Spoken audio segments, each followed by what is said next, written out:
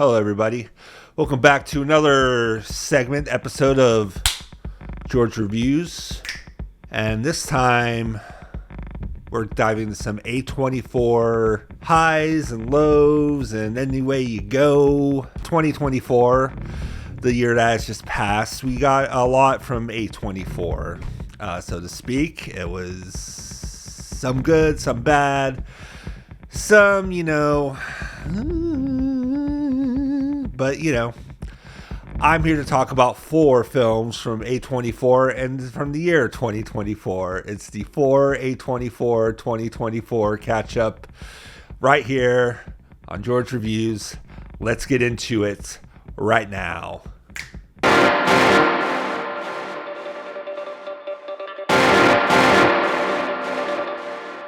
So I gotta say, it was kind of an interesting year for film in the year 2024. A lot of different experimental type stuff that was really, really great. Not just from A24, but from Neon and Mubi. The Substance was definitely the top of my list for sure in terms of great quality and things like that.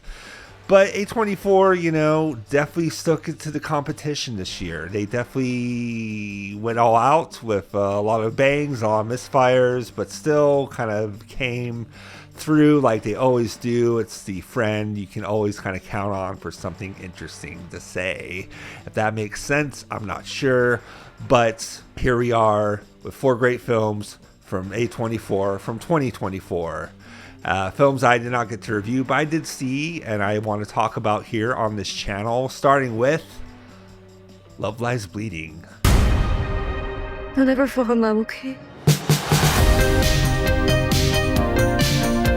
Love Lies Bleeding was a very interesting film for me. I was definitely hyped for it, coming from Rose Glass, who did Saint Maud, which, as you all know from this channel, that I loved that film. I thought it was really great. One of my favorites from that year, and if you haven't seen my review, I highly recommend it. Suffice to say, Love Lies Bleeding came from a totally different kind of gut punch. Totally just injected the audience with a lot of fuel and a lot of adrenaline, like a steroid, fast-paced pumping drug that, compared to Saint Maud is very, very interesting for a sophomore effort. And this goes beyond just a sophomore effort. This film completely floored me in all the best ways. It's about fulfilling your dreams. It's about love. It's about revenge. It's about the prodigal child and the estranged father all kind of coming to a head in very, very interesting ways. I fucking loved this film so much. It was such a thrill ride. It just, completely gassed me from ear to ear, from neck to neck, from side to side, and just everything about it was just truly masterful.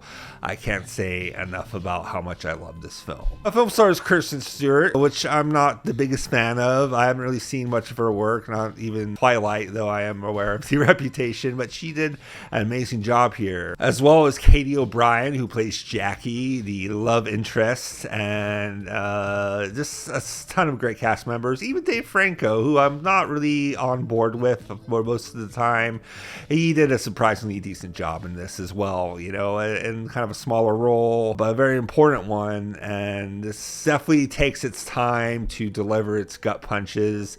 Definitely takes its time to set up everything within its world, within its story, which I really appreciate. I really appreciate a film that can kind of breathe. You can kind of soak up the beautiful atmosphere and the vibes and everything like that. Everything was just truly extraordinary. And especially Ed Harris, who is playing against type in this role, is just quite frankly just amazing in what he's able to accomplish and what everyone's able to accomplish in this film. It's dirty, it's grimy, the cinematography is just beautiful, the atmosphere, the tone, the eeriness of it all, the brutality of it. When it goes hard, it goes really fucking hardcore, to the bone, so to speak. It is very, very intense, and I loved every minute of it. I can't highly recommend it enough. One of the best films of 2024, in my opinion. One that's kind of flown under the radar. I probably would have known about it if I hadn't seen the trailer and I hadn't, remembered it. I did catch it on streaming. I wasn't able to catch it in theaters, unfortunately. But it's streaming on Max. It's really, really great. Definitely has a different kind of set of morals from the characters. They're, you know, flawed in their own ways. And they don't always do the great things, you know. They don't always do the things that make them likable, which is something I really fucking appreciate. You know, we don't have enough films that do enough of that, at least in the mainstream. And this is just quite a delight, quite bone-chilling. Just everything about it was just simply beautiful in a most brutal way. I highly recommend it. So, as you can tell, I really love Love Lies Bleeding. I want to give it 4 out of 5 stars. It is fantastic. I fucking loved it. But we got a lot to cover in this video, so let's dive into our next feature film from A24, from one of my favorite contemporary directors, Alex Garland, with Civil War. Go, go, go, go, go!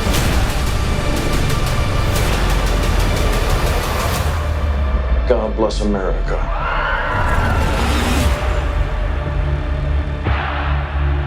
Civil War is an interesting one. It's definitely a reflection of our divisive times, politically speaking, here in America. And it kind of depicts not so distant dystopian future where, you know, certain states have seceded and are in all out war. There are war zones all across the rural small towns and across the country, which is a very interesting setup. Very interesting atmosphere and environment to kind of set our characters in. But it takes centered on the perspective of photojournalists, which I found very interesting. You haven't really seen a war film, at least I haven't seen a war film that depicts the perception of, you know, modern photojournalists or journalists in general, who are just supposed to be like neutral, who are supposed to, you know, kind of stay out of opinion and stay out of the ways of war, and just to kind of capture it in its most true and raw essence, which I found really interesting. And, you know, I loved Alex Garland's film Men from 2022. I thought it was such a delightful little film, if you can call it that. And I really loved Ex Machina as well. I think Alex Garland is a fantastic director. He's a great screenwriter, you know, 28 Days Later, and the list goes on and on. He is a unique talent with a unique voice, and he definitely succeeded here, I feel. And the filmmaking here is just definitely on point. It's the most interesting thing about the film. The sound design, the way the bullets fly around, the loudness of it, the way it just kind of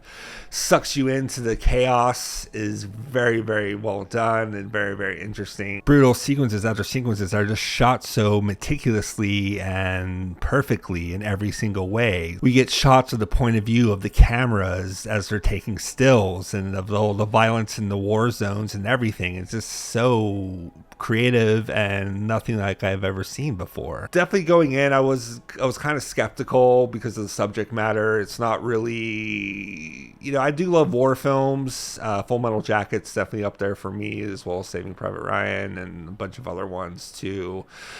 But, you know, I was kind of afraid this would take a certain stance leading one way or the other, or a certain stance of preaching or things like that. But it's very neutral. It takes a very neutral ground, which I really appreciated. It does its job cinematically. It does its job with the filmmaking, with the tone, with the cinematography. It's very raw and rapid and gets in your face, and it gives you time to breathe with these characters too. You know, led by Kirsten Dunst, who's really great in the film, with a bunch of others who names are escaping me, and a little short role by Mr. Kirsten Dunst, Jesse Plemons, who I always love popping up and stuff. Jesse Plemons is the man, as far as I'm concerned. He's one of our best contemporary actors, and, you know, he did is, you know, phenomenal here in his portrayal. As it's kind of hard to say what his character is without spoiling a major event, so I'm not going to do that here, because I really want people to kind of, who haven't seen, you know, I know I'm very late to the party with these. I feel that, you know, people who are still on the fence of seeing this film should really go into it not knowing much. Besides seeing a couple trailers, I hadn't really dived into much research with this one. Suffice to say, it was a very big budget for A24. It was a very massive scope of a film, something, you know, they can't do the little art house horror films forever. They got to kind of branch out, and I get that. I think they really branched out here with still being art house, still kind of holding the A24 tone that we know and love, but at the same time delivering something more bombastic than what we're used to seeing from the studio. And even with Alex Garland, his films have been more small scale, more kind of isolated and contained. This is kind of more all over the place, and that's what I really enjoyed about it. But at the end of the day, for me, I really struggled to connect with a lot of the characters, a lot of the narrative material in this. I feel like the script isn't really fully fleshed out. These characters are just kind of there, and while I can appreciate that to a certain extent, it still has moments where I found myself not knowing where should this go or where can this go. Not that that's a bad thing, but it was just definitely very difficult for me to try to find a connection ground with this film, understanding that, it could go anywhere, which is great, but at the same time, it doesn't really have much of a narrative footing in terms of character development or character growth. They're just kind of affected by their surroundings, which is great and it works for the film, but I just really kind of wanted more with the characters and narrative than I actually got. Civil War has a lot of punches to the guts. Debbie sucks you into their various different scene scenarios and atmospheres, and kind of just brings you into the action as it's happening. What happens with war and being a journalist, it's kind of a do or die situation. You got to think on your feet a lot, I could imagine. It's very, very interesting, and I had a lot of fun with it, even if I didn't fully connect with it. But yes, and I'm going to rate Civil War 3 out of 5 stars. Next up, we have a film that I was really anticipated for until I saw some of the reactions to it, critically speaking. Not that I take a bunch of critics' words as gospel or anything, but this is definitely one I was kind of looking forward to. But the more I saw the trailers and the more I read about it, the less I was actually interested in seeing it. But I finally sat down and I watched Maxxxine.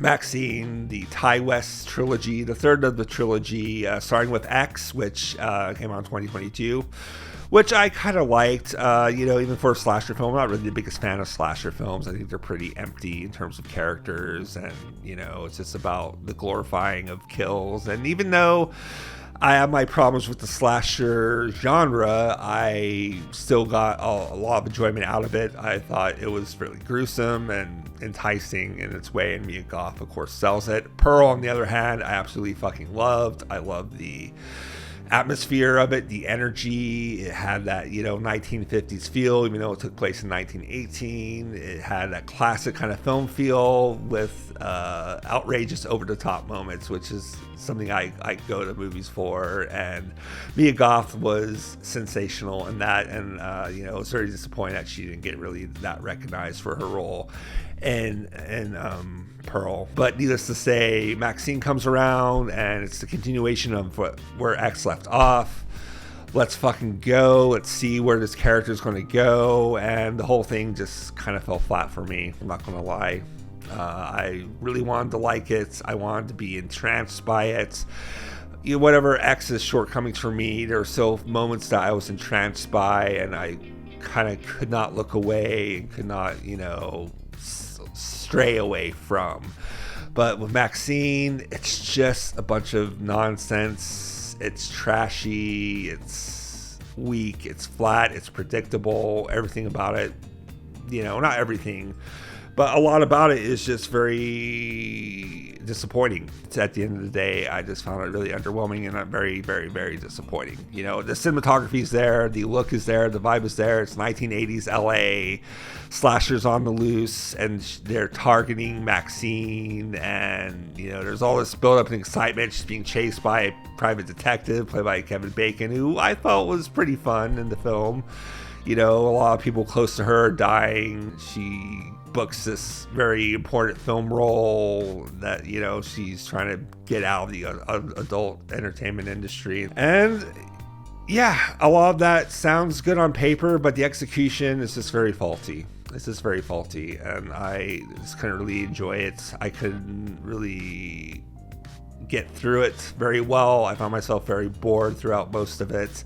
I'm not gonna lie, it was just so dull and so predictable. I kind of figured out the identity of the main killer within the first few minutes of the film.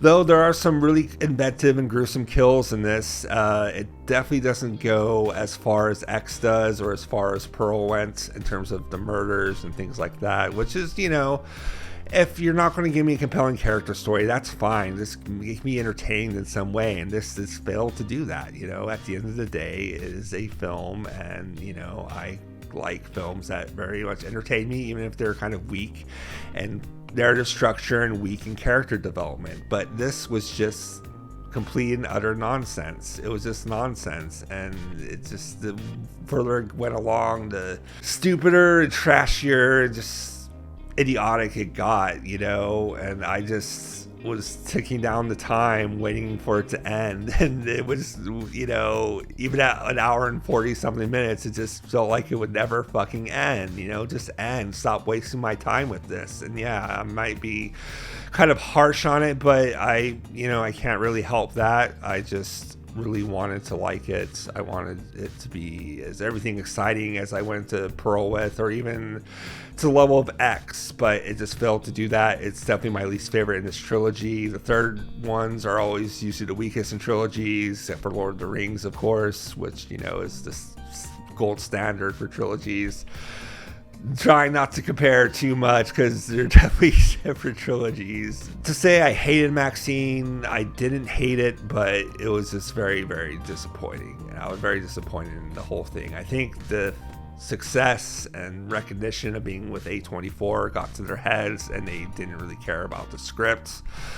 They just wanted to make something fun for them, and maybe it was fun for them, but it was not fun for me as an audience member. And so yeah, for that, I want to rate Maxxxine 2 out of 5 stars. Some inventive kills, some creativity in the cinematography, but beyond that, I don't like to use the word style over substance, but this definitely had that feeling for that, and that's disappointing I even have to bring that up. But the fourth and final feature we will be discussing on this video, Jane Schoenburns, and I hope I'm pronouncing that right, I apologize if I'm not, I Saw the TV Glow. Very far away on the other side of a television screen.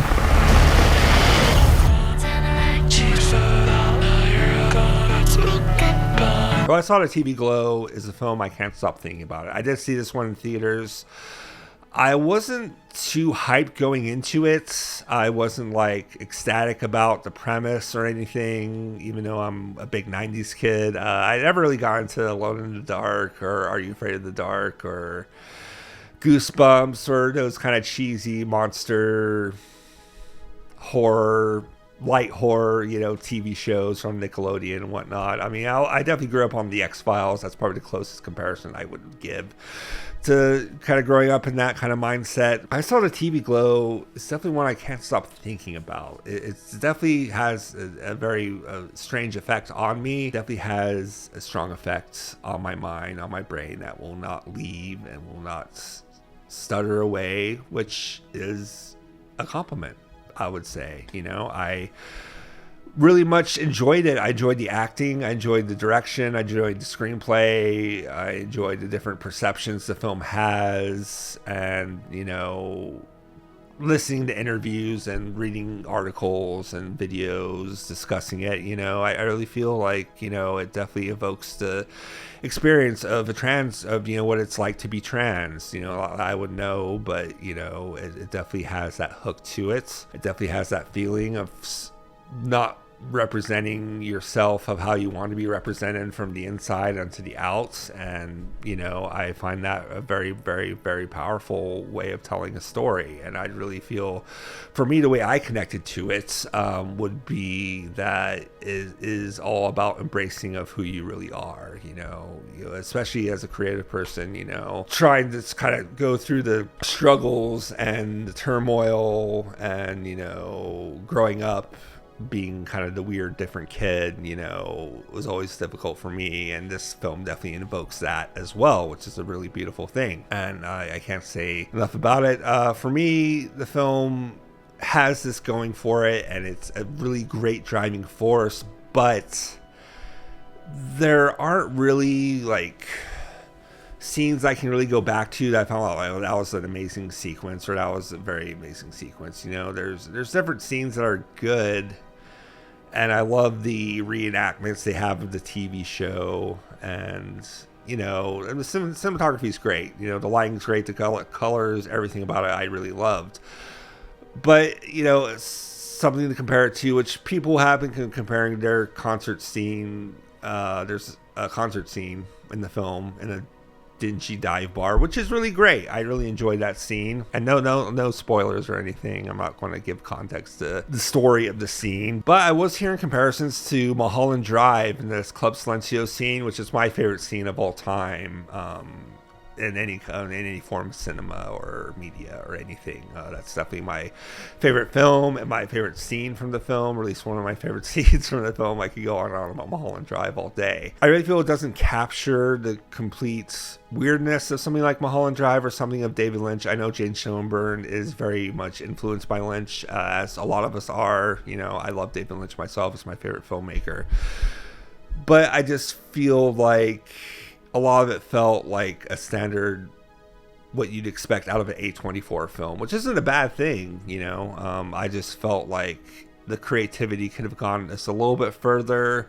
And there are moments where it goes really far, and, you know, it has a very unique ending. It has a very, you know, a uniqueness about it, you know, that I could consider it becoming a cult classic, because this film isn't really connecting with a lot of people. It's been kind of polarizing from what I've read and kind of seen in film groups and stuff like that. All in all, I really fucking enjoyed I Saw the TV Glow. I think it's a marvelous depiction of the struggle of identity and the struggle of being who you really are, who you really want to be, which I really connected with, and I would definitely highly recommend it. I would rate I Saw the TV Glow 3.5 stars.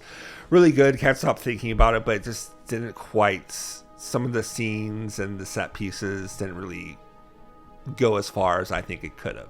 Yeah, just my take. But needless to say, I think it's really great. I think these films, sans Maxxxine, are really unique and great in their own ways. Some of them have really high highs, and some of them have really low fucking lows, like Maxxxine. You're going to have that with any kind of creative film studio. I think what A24 is doing is very important to cinema, definitely battling major studios. What they consider to be bankable films aren't really films that I like. I want to check out, and you know, we give it this option that's kind of snuck into the mainstream a little bit and given us some really unique artists that tell original stories. Even if I didn't like Maxxxine, you know, and it's definitely inspired, but it's still somewhat of an original story, and I have to appreciate that. You know, I appreciate anything A24 puts out, and there are a lot of other A24 films I missed from 2024 that I definitely want to check out. So let me know down there in the comments if you have any favorites that I should check out that you'd like me to review. I'd very much appreciate that. But all in all, that's going to be it for this video. Please like and subscribe if you'd be so kind.